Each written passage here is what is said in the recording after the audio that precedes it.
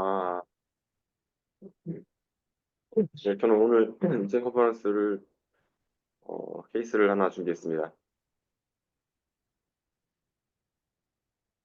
저는 43세 남한이고 이전에 이제 VPB 2004년도에 이제 서든 카디악 어레스트 이벤트가 있어서 네, 그때 당시에 이제 브루가다 신드롬 의증하에 ICD 임플란테이션을 했고 그리고 환자는 퀴니딘을 200mg을 계속적으로 복용을 해보다가 이제 중간에 약 먹는 거를 이제 급하게 있고 최근에 이제 2024년도와 2025년도에 리커런트한 ICD 시각 이벤트로 제 본원으로 리퍼가 됐었던 환자입니다.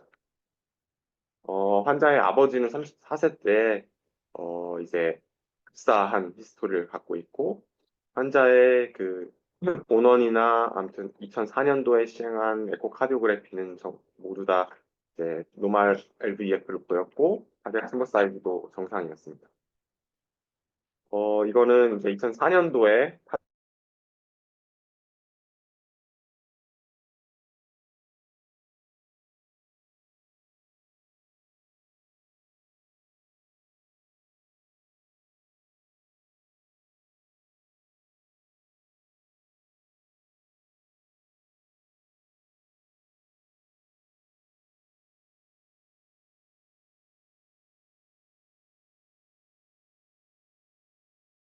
것을 확인할 수 있습니다. 지금 저기 커뮤니케이션 자꾸 끊기거든요. 그 노트북 컴퓨터가에서 문제가 있는 것 같아요. 다른 분들 움직이는 거 이런 거는 다 문제가 없는데 제가 말씀드리는 게 많이 끊길까요, 교수님? 아까 한 10초 이상 끊겨서 무슨 얘기를 했는지 못 들었어요. EKG 인터프리테이션. 아, 네. 일단 한번 다시 해보고 또 끊기면은 저쪽 그 컴퓨터로 옮겨서 진행하도록 하겠습니다. 네, 이거는 2004년도에 이제 타병원에서 시행한 네, 12리드 게이지가 되겠고 그 임페리얼 리드랑 레터럴 리드 쪽에 네, J웨이브가 관찰되는 것을 확인할 수가 있습니다. 그리고 환자는 본원에서 이제 이니셜 리케이지를 시행했을 때는 이제는 레터럴 리드랑 임페리얼 리드에 보이던 이렇게 J웨이브가 이렇게 뚜렷하게 보이지는 않는 상황이었습니다. 그리고 약간의 네, 뭐 의심하면 의심할 수도 있는데 약간의 뭐 새들 패턴에 네, 약간 의심할 수 있는 ST 엘리베이션이 살짝 보이는 것 같기도 하는 패턴을 보이고 있습니다. 환자는 본원에서 이제 어, 그 웨어러블 ECG를 진행을 했는데 웨어러블 ECG는 전부 다 이제 노멀 사이너스 리듬으로 확인을 했습니다. 그리고 환자 샥 당시에 그 디바이스 일렉트로카디오그램을 보시면은 이제 VPB 인덕션 되고 타겟에서 터미네이션 된 이벤트를 확인할 수가 있습니다.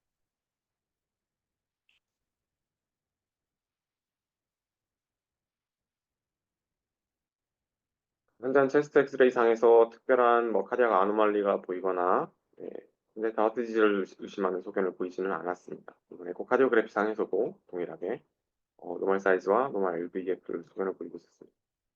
진 스터디를 진행을 했고 이제 TTN과 MIH 등의 몇 가지 일부 뮤테이션을 보이긴 했습니다.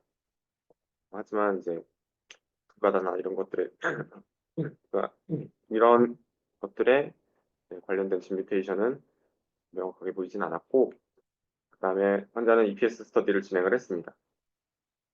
먼저 카테터 포지셔닝은 이제 RBS 카테터를 이제 RB 에이펙스와 히스 에리아에 포지션하고 이제 루멘데카폴라를 CS에 집어넣고 그 인프렌시 옥타폴라를 이제 카디악 베인까지 BIV의 바이포케이션 나오는 위치까지 위치시켰습니다. 이니셜 리듬은 노멀 사이너스 리듬이었고 사이클링 스코어는 60 정도 확인되었습니다. 환자 ECG 상에서는 이제 V1과 V2의 이제 그 J웨이브 같은 모양이 관찰되는 것을 확인할 수가 있습니다. 환자는 인덕션 스터디를 진행을 했습니다. RVP 200까지 내렸을 때 V2 투선 블락 확인했고 다음에 트리플 스트라 스티뮬라이에서 VF가 인덕션이 되었습니다. 그래서 기존에 가지고 있던 ICD로 40주를 샥을 줘서 터미네이션 시켰고, 그전에 그 VPB 터미네이션 된 이후에 A트랙 필브레이션이 온고잉 하는 것을 확인할 수가 있었고, 조금 더 옵저베이션을 한 뒤에는 이제 API은 셀프 터미네이션이 되었습니다. 그리고 이제 에피카디알 랩핑과 에피카디알 어블레이션을 목표로 하고 하는 이제 페리카디알 펑처를 진행을 했고, 레터럴 뷰에서 보시면은 이제 니들을 이용해서 안테리어 어프로치를 진행을 했고, 니들 팁에 다이를 쐈을 때 페리카디알 스페이스로 다이가 차는 것을 확인을 하고 가이드 와이어를 집어넣고, 네, 카테터까지 다 올렸습니다. 여기 보시면 다이를 집어넣을 때 이제 페리카디알 그 임페리 보더를 따라서 다이가 쭉 타는 것을 확인할 수 있고, 가이드 와이어를 집어넣고 카테터까지 올리고 페리카디오그램을 시행했고,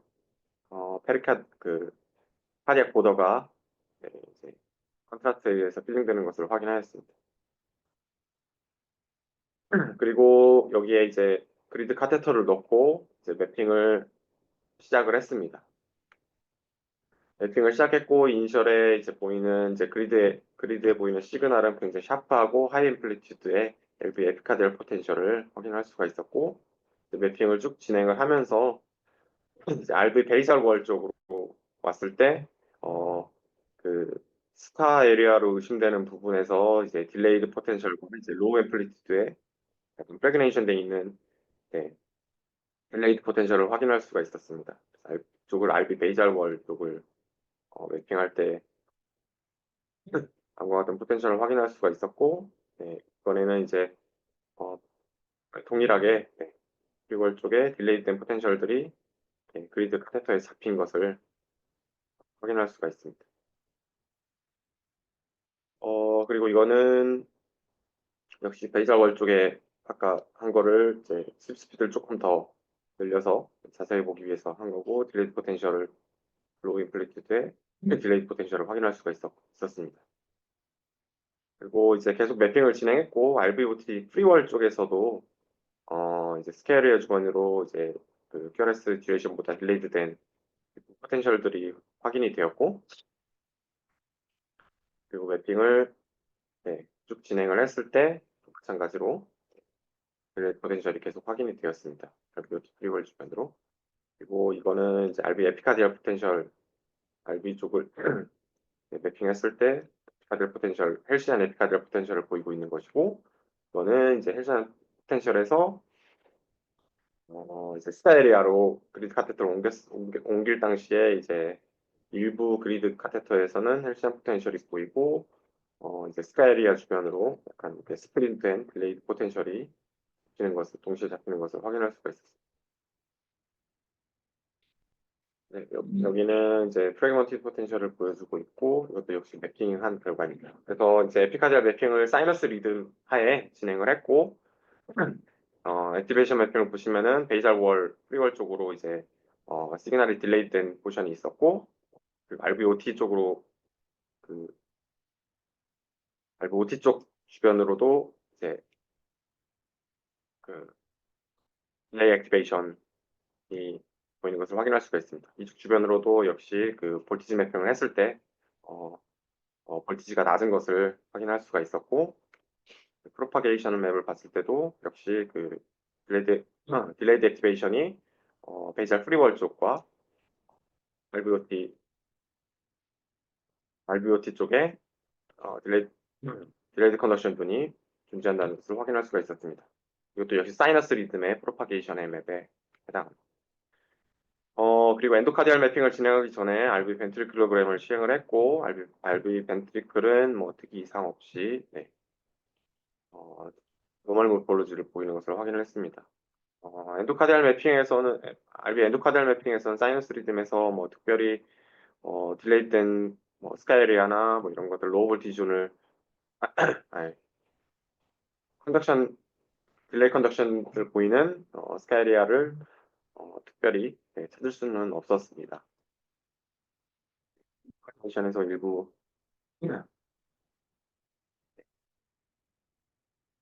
그리고 환자는 그 이후에 이제 플래카나이드를 투여한 후에 이제 다시 이제 에피카디알 매핑을 시행했고 플래카나이드를 준 뒤에 리듬이 기존의 이제 RBBB로 조금 변환이 되었습니다. 그래서 이제 다시 에피카디알 매핑을 진행을 했고 역시 이제 동일하게 그 RV 베이잘 프리월과 RVOT 프리월 쪽으로 다시 매핑을 진행을 했는데 여기 보시면은 이제 그리드 카테터에 QRS로 조금 더 딜레이 포텐셜이 오그멘테이션 돼서 QRS보다 훨씬 더 밀린 것을 확인할 수가 있습니다.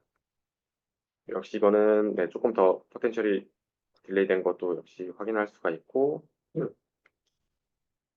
환자는 이제 플래카나이드 후에 에피카디알 액티베이션 매핑을 시행을 했고 플래카나이드 후에 이제 조금 더 이제 플로 컨덕션을 보이는 존이 조금 더 명확해지는 포인트를 확인할 수가 있었습니다. 이거는 플래카나이드 준 후에 볼티지 맵에 해당되고 프로파게이션 맵을 보시면은 이제 RB 베이잘 에리아 쪽과 그걸 말씀드린 RBOT 에리아 쪽으로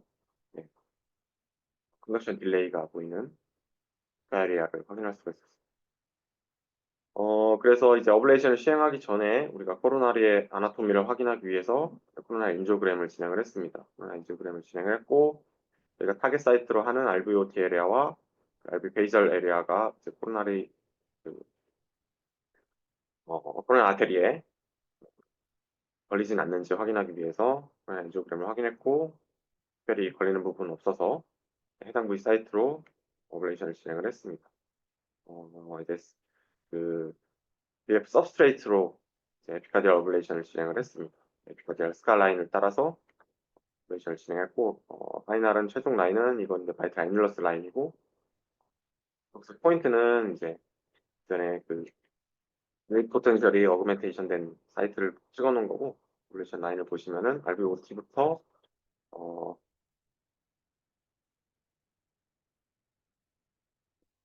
바이트 애뉸러스 그 RV 그 베이잘 프리월 쪽을 따라서 오퍼레이션 라인을 쭉 형성을 진행을 했습니다. 그 이후에 이제 다시 그 인덕션 스터디를 진행을 했습니다.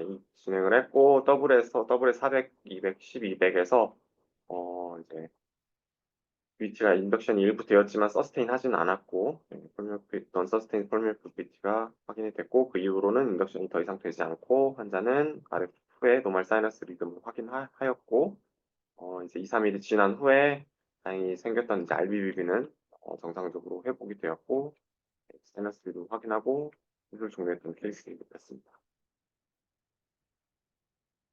이상입니다.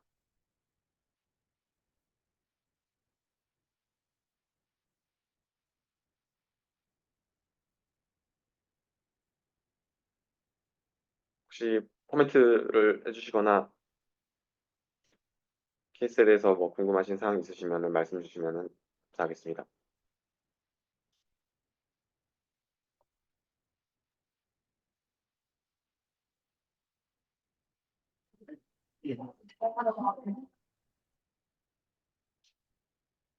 얼리 리폴 어블레이션 한 거는 우리 병원에서 아마 처음인 것 같고 국내에서도 첫 번째는 두 번째인 것 같은데 엄재 선생님 아주 수고하셨고 흥미로운 케이스 잘 배웠습니다. 근데 나데마니가 그 리포트한 거 보면은 그 에피카데 सब스트레이터 있는 경우에는 이렇게 어블레이션 하지만 에피카데 सब스트레이터 이제 없는 얼리 리폴라이제이션 신드롬이 문제가 될 것 같은데 엄재 선생님 그런 경우에 어떻게 감별 진단하시는지 또 하나는 프로보케이션을 플래케나이드로 쓰셨는데 브루가다랑 지금 거의 같은 패턴으로 어블레이션 하셨잖아요.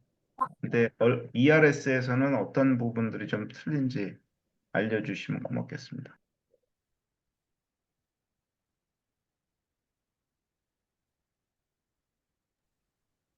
아, 네, 잘 들리십니까? 네, 잘 들립니다. 제가 타이페이라서 좀 죄송합니다. 그 저도 사실 이번에 그 얼리 리폴라리제이션 신드롬 어블레이션 처음 해봤는데요. 이 환자는 다행히 약간의 브루가다 신드롬 팩터가 같이 컴바인 돼 있어서 들어가 보니까 RVOT, 에피카르디얼 RVOT나 인플로우 지역에 딜레이드 포텐셜이 보였고 그게 저희가 플래케나이드 IV하고 또 중간에 인시덴탈하게 RBBB가 생겼습니다. 그래서 그걸로 인해서 조금 더 레이트 포텐셜이 더 프라미넌트해지는 그런 효과가 있어서 저희가 어블레이션 석세스풀하게 잘 됐습니다. 근데 이게 나들마니 페이퍼도 봐도 이러는 그 딜레이드 포텐셜이 없는 환자가 한 4분의 1 정도 있는 걸로 되어 있는데 그럴 때는 그냥 우리 폴킨지 트리거 PVC를 어블레이션하는 그런 스트래티지로 시술을 했다고 되어 있습니다. 그 플래케나이드로 보통 저 프로케이션 하시나요? 얼리 리폴드? Ideally, they have to use Asmalin. But in Korea, you don't have Asmalin. And 근데 then 그거는 US, 이제 브루가다 신드롬 때는 이미 established 돼 있는데 right? But ERS 때는 제가 어떻게 하는지 yeah, early Yeah. repolarization, if you look at the paper by the Nademani and Michel's group, and they did pretty much the same, but I am not quite understanding is that if you have a primary VF behavior, what we call Purkinje network involving atrial, tachycardia causing fibrillation, approaches are pretty much the same as a primary idiopathic VF ablation. Look at the paper, more than 30 plus patients of their series is a primary VF pattern, which is EKG can tell you. If you look at this patient in particular, if you see the PBC that triggered actually ventricular tachycardia fibrillation, you can show that induction of VF. Go back to your slide. Are you listening? Let's show us the induction. Okay, keep going. You have a triple extra induction of VF, right?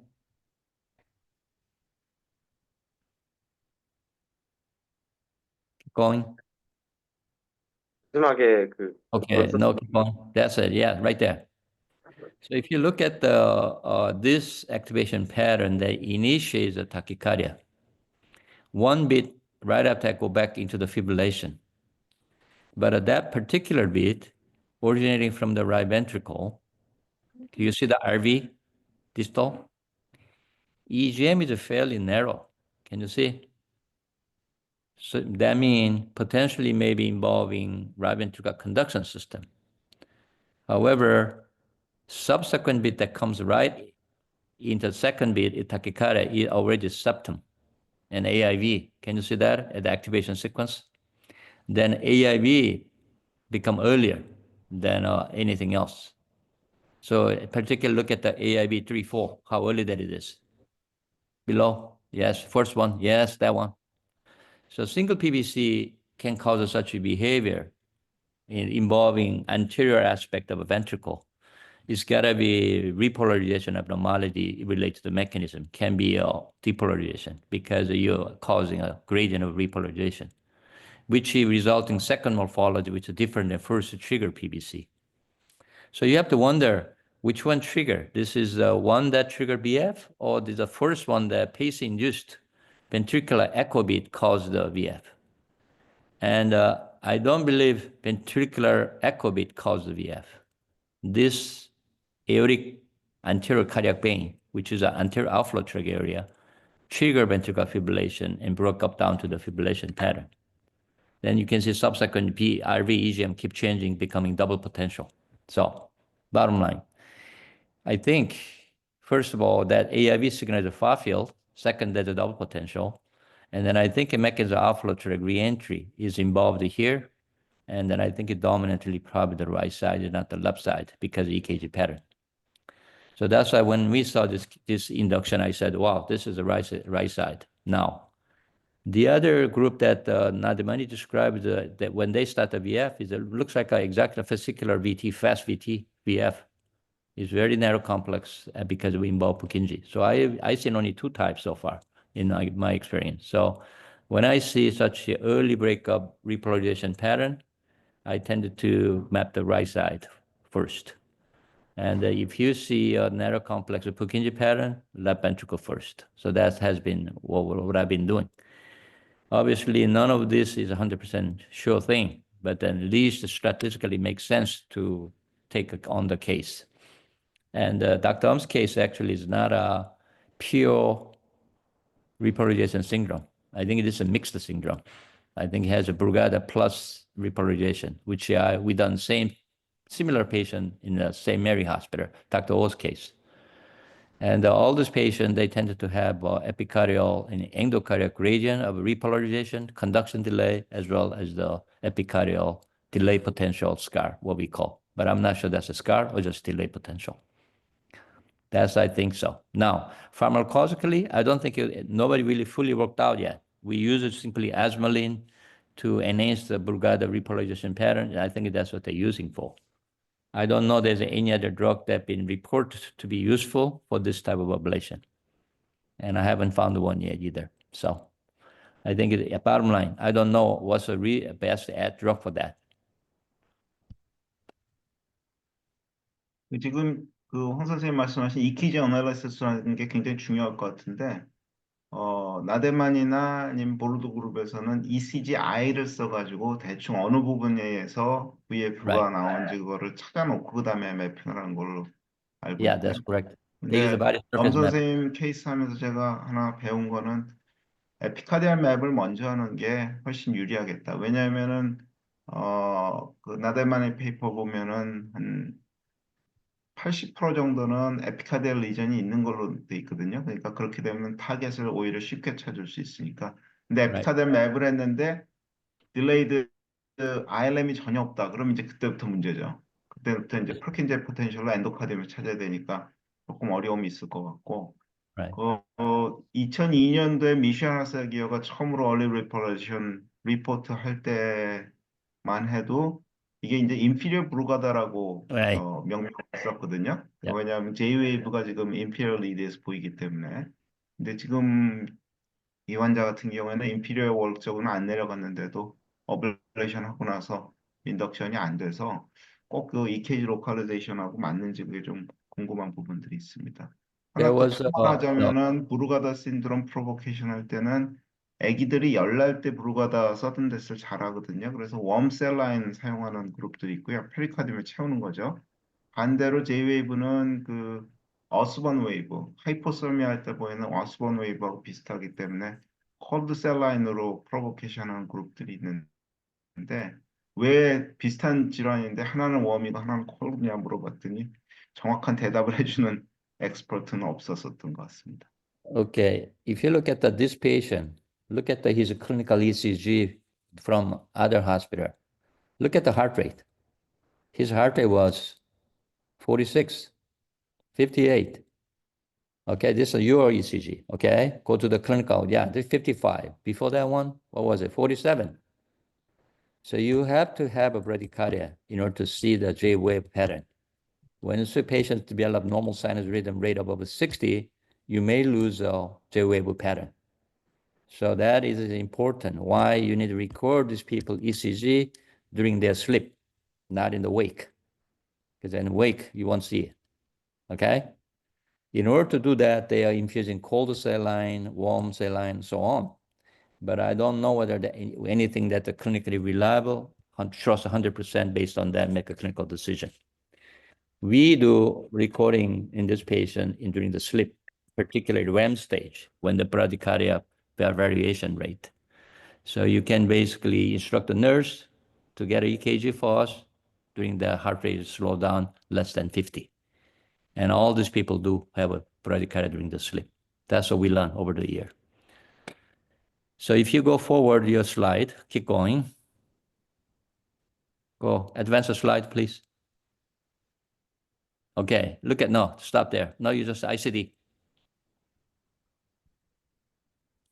ICD-3, yeah, right there.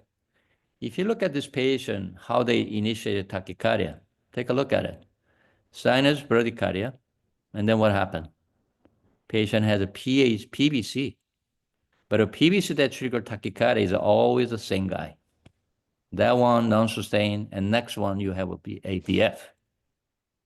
So if you can, I think, record this morphology PVC for us, that's what we use. We try to record as much as we can, would be most useful thing, because then you can predict by then whether you're going to do left ventricle mapping, right ventricle mapping, and so forth.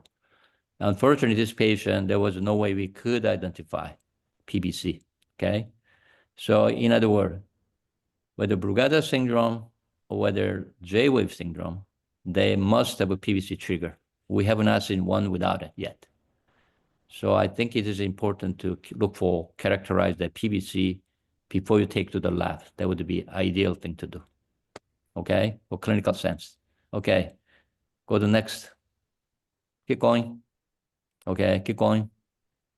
So all that is meaningless. Okay, so this is a 43-year-old patient who has a genetically phenotype positive, but a genotype is negative, kind of a J-wave syndrome or Brugada pattern in the matter. So we have a clinical expression of a Brugada mixed with the J-wave syndrome. So we mapped the right ventricle outflow tract extending all the way down to the MCV. And not the true inferolateral, but almost, around the 4:30 o'clock range in the annulus just below. There where we found also low voltage area and the conduction delay as well. And that green dot there we tagged on was where you had the delay scar small potential. That's what we tagged. But ablation was extended a little bit beyond that, a little bit more.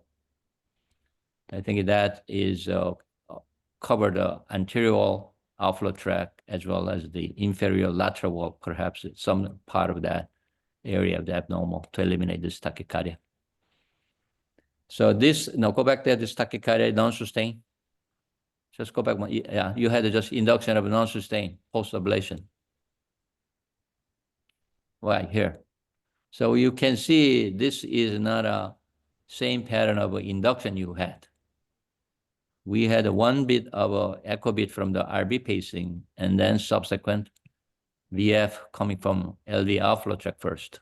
This is a clearly different pattern. So this is just polymorphic VT induced by, arrhythmogenic polymorphic VT by pacing. This is a triple X I think we induced. So anyway, the bottom line is that if you see same pattern activation, non-sustained, compared to your clinical event, the first onset of a VF, you should continue ablate. You should not stop here. But we did not see same again, so we basically decided to ignore this. That is explanation. Okay? 조수원 선생님이나 엄재원 선생님 나가셨나? 어블레이션 타겟을 어떻게 정했는지를 조금 디테일하게 알려주셨으면 고맙겠습니다. Okay. 아까 그냥 슬쩍 지나가가지고. Ablation target is basically, we started with the where we tagged all the double potential, delay potentials, and also, unfortunately, you see those underlying red color map there? Those are ablation line, okay? But before that, they should be mapped. When you map this outflow tract epicardially, when you see interesting potentially target EGM, you need to tag all those areas. So ablation line basically follow those abnormal EGM line. That's what we did. 액티베이션 맵을 좀 보여주세요. 어블레이션 태그만 보이지 말고. So unfortunately, they did not show that abnormal EGM tagging. So they are more focused in the outflow tract under the pulmonary artery valve, tricuspid valve junction, anteriorly, and extended toward the lateral wall, all the way toward the green dot around. And then if you look at the activation map at the baseline, outflow tract had a significant conduction delay. And then after flecainide, you see a more lateral wall under the tricuspid valve region has a more fragment signal or delay conduction. So that's what we tag the most of the spot, and then we ablate all those areas. So ablation is not a random. It's based on your mapping EGM, where the fragmentation is, double potential is, and so on. So then you try to make a sense about anatomically correct connecting those dots. That's what we do, our strategy. LV 카디오마이패스 하듯이 그냥 라인 오브 블락 그쪽으로 해서 쭉 다 라인을 친 걸로 생각하면 되나요? No. It's not a line. Whenever there is you see the ablation line kind of fade line, the faint line there. That is not a linear. They kind of curved around and that basically you can, I think, see in one of the activation map. There we go, right there. You see that your line is not a true line. It's just kind of followed along like a J-wave shape. So outflow track all the way then coming toward the green and then turned around and below in the abnormal area. So those areas we had abnormal potentials. And interestingly, when you give flecainide, because they pronounce the delay in the repolarization, the signals become much more accentuated, so you can appreciate much better. And they didn't show any evidence of a repolarization abnormality. Actually, almost like a unipolar signal pattern changes. And I think NAVIX should have a unipolar map as well. So I think if flecainide probably is a sodium channel blocker, is enhancing the local conduction delay and the fragmentation and the augmentation of your repolarization abnormality. So I think we have a lot to learn still. We don't know a lot more, not much more this yet. But some reason it's clearly come from dominantly right ventricle epicardial region. And I think I have not seen pure J-wave syndrome more than 2 yet. Most of them are mixed syndrome. And genetically also proven, unfortunately, is not common. They are 선생님이 typically 설명을 잘 해주셨는데 말씀만 들어가지고는 아직도 어블레이션 타겟을 잘 이해를 못 하겠거든요. 그래서 Yeah, we 조승원 should. 선생님이 칼럼앱에다가 그 태그한 거를 좀 붙여가지고 보내주셨으면 좋겠어요. 중요한 네, 알겠습니다. 프레젠테이션 컬럼앱에- material 빠진 것 같아요. 네. 그 액티베이션 맵에 그 태그한 거 보내드리겠습니다. 선생님 아까 그, 말씀하실 때 repolarization abnormality라고 그러셨는데 지금 이거는 depolarization abnormality잖아요. Right. There is depolarization a, abnormality 어떻게 right. 보신다는 거죠? You can cut the window of T of the window of QRS out, like mid-isolate potential when you're evaluating. So you can move the window of interest a little bit more after the QRS complex. Then that includes the delay action potential, prolongations, and all that you can see the same pattern of activation. We done that with the Professor O's case. This one, I don't think they did. Okay? 저는 로컬 일렉트로람 가지고 리포를 본다는 게 조금 No, 이해가 선뜻 이해가 안 가는데. no, it's not a bipolar EGM, a unipolar EGM. 그래서 그 나데마니의 이론대로면은 지금 이 브루가다 신드롬 어블레이션 날 얼리 리포는 조금 다를 것 같은데 Right. 그렇게 따지면은 이건 디폴라리제이션 abnormality로 봐야 되고 초창기에 안셀로비치가 서제스트한 거는 브루가다 신드롬 기전이 트랜스미럴 리엔트리 앤 리폴라리제이션 abnormality라고 얘기를 했는데 얼리 correct. 리폴라리제이션이 만약에 브루가다 신드롬하고 똑같은 메커니즘으로 어블레이션이 가능하다면은 얼리 리폴라리제이션 신드롬이란 용어보다는 J-웨이브 신드롬이란 용어가 더 맞지 않나 그렇게 질문을 던졌더니 조금 당황하시더라고요. 근데 네. 지난번에 그 하트리즘에서 강의할 때는 다시 또 얼리 리폴라리제이션 신드롬이라는 용어를 쓰고 계셔가지고 조금 아직은 그레이 존이 있는 것 같습니다. Right. 선생님한테 하나 더 질문 드리면은 지금 Yeah. RB 프리홀 쪽에 어블레이션 하는데 거기도 역시 코로나리 아트리가 있지 않습니까? 그래서 Right. 어떻게 Small 세이프하게 어블레이션 하는지 그 다음에 에피카디아 팻에서 보이는 그 일렉트로람하고 어떻게 구별하는지 그거 좀 알려주셨으면 Right. 좋겠어요. First of all, the ablation lines are far away from tricuspid annulus. We tag all the annulus map because we go all the way to the tricuspid annulus and then we mark that and then bring that down. So the map actually constructed eliminating right atrium. So you're below the line of coronary artery, first place. Second, there's a small marginal branches may extend from the right coronary artery to the right free wall. Those are basically, we try to not to ablate linear lesion. That's the reason. We try to ablate only the abnormal EGM connecting them. That's what we do. Now, whether a patient has a significant RV infarction from that and all that, even my limited experience, we have not seen that yet. So I think maybe artery is protected to some degree by the epicardial fat, as you mentioned. Epicardial fats, RV free walls are only around predominantly in the right coronary artery. in the AB group area. We're a little bit lower than that. So I don't think we see that much fat tissue EGM. Okay. Now the fat tissue EGM can lower the voltage, but it should not cause a delay activation sequence, widening the QRS complex, for example. You can see far field, but I don't think they is responsible for delaying your local activation. So I think that's what you can differentiate too. Did I answer your question? 네, 감사합니다. Yeah. So I would just, could you add your color map, all that? And since there's a lot of question, I'll try to make a comment and send it back to you guys. Send me an email, this case, all the color map together. And then ask Abbott guy, put the unipolar map, please. Looks like he did not put a unipolar map. Unipolar voltage and activation map. I need. 유니폴라 볼티지랑 액티베이션 Yes. 추가하고, 네. Yeah. And 일단 Dr. Bob, I have one more Yeah. comment for you. The reason we do endocardial mapping is that so presumably there's a transmural gradient repolarization, right? If you look at the absolute measurement of a QRS complex unipolar activation of endoepicardial corresponding area, after flecainide, the gradient become much bigger. We have done that before. So you need a unipolar signal from endoepi, similar region, and then you do sinus rhythm, we map, and then do post-flecainide, we remap.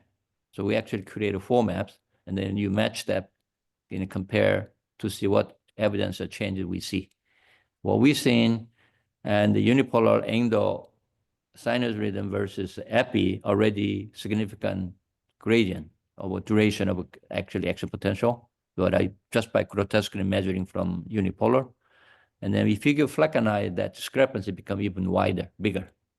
Whether Brugada, whether it's a J-wave signal.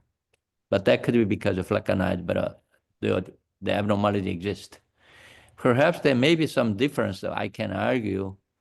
If you have a pure Brugada, let's say that's only alpha tract, dominant infundibular, actually, not alpha tract, region of free wall, anterior free wall would have a biggest discrepancy. In mixed syndrome, apparently there's a distinctive 2 area. One is a Brugada area plus inferior lateral or inferior wall area. That's what we see. So maybe they are, I don't know whether it may be variation of a Brugada in the lower, right ventricle, has the same electrophysiologic mechanistic pathologic meaning, except they are maybe one is bradycardia more dependent because the posterior is a more vagus nerve, anterior has more, sort of a catecholamine innervation there. So that is a maybe difference, but I'm not sure is there any other explanation. But certainly warm cell line, cold cell line history is not anything really meaningful clinical sense. We cannot use those in the clinical lab. I know some type A group done few things like that before, but I don't think they ever practiced in the clinical sense. 지금 그 네빅스로 유니폴라 리포를 보라고 그러셨는데 지금 좀 고민이 되는 게 네빅스 시스템에서 마이너스 맥시멈 DBDT를 보통 잡는데 그러면은 T웨이브의 엔드로 잡아야 된다는 얘기인데 그거를 그 자동으로 잡아줄 수 있을지 모르겠어요. No. 한번 그거 확인해 볼게요. 네. Yeah, you have to manually move the cursor. Area B, 다 무분 할 수 없지만 area B interest you can do it. Okay? 와, 10,000포인트 이상 될 텐데요. No. You don't want to do all point. You have areas with low voltage area and go those area on.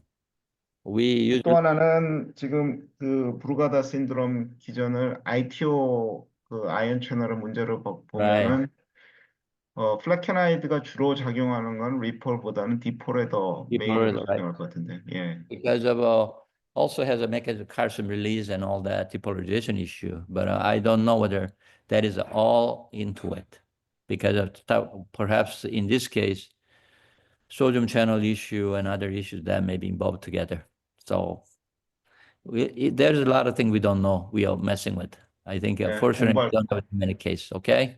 꽤 많은 분야인 것 같습니다. Okay. So you have a good time in Taipei. See you back next week.